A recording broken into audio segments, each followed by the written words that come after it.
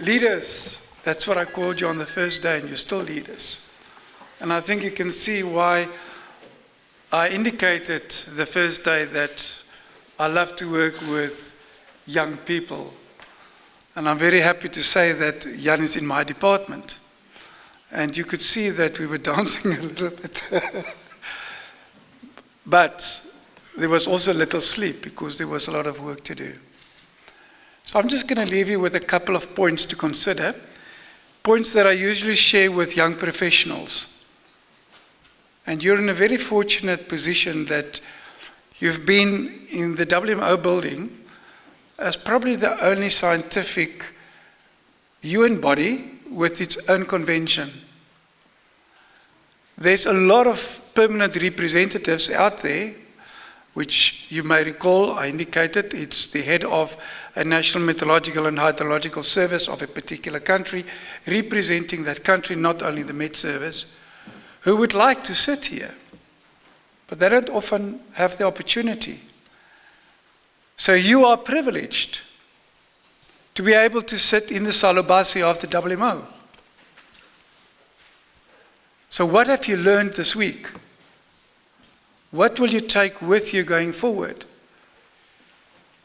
You've rubbed shoulders with some very important people like ambassadors.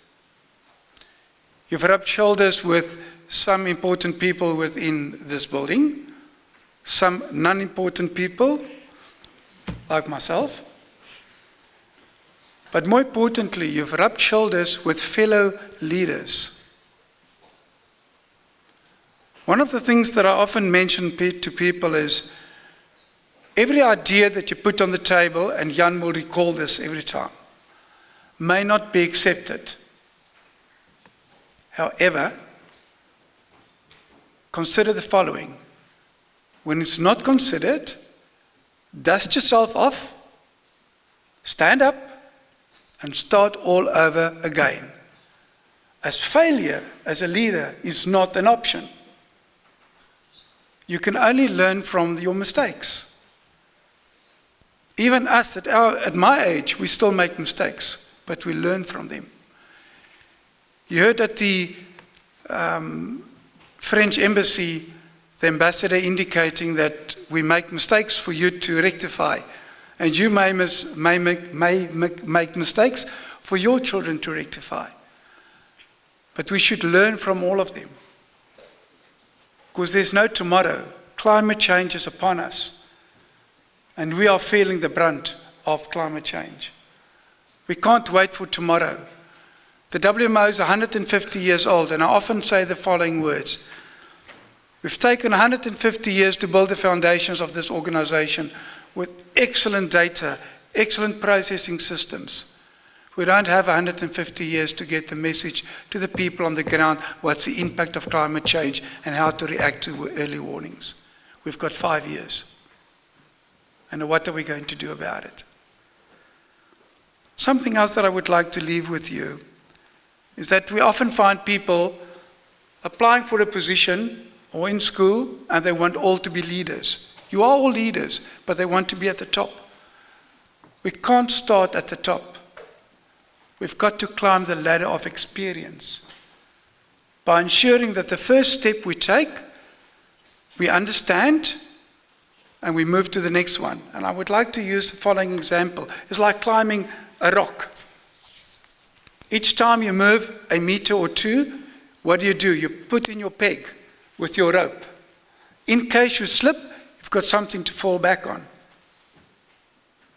What I'm trying to say is, when you move up the ladder, make sure that the previous one is still secure so that you can rely on the things that you've learned at that particular level. Never burn those bridges because you may need them going forward. Know your limitations. That's important. And manage them. But maximize your God-given talent, which you are good at. Because that's the thing that will drive you going forward.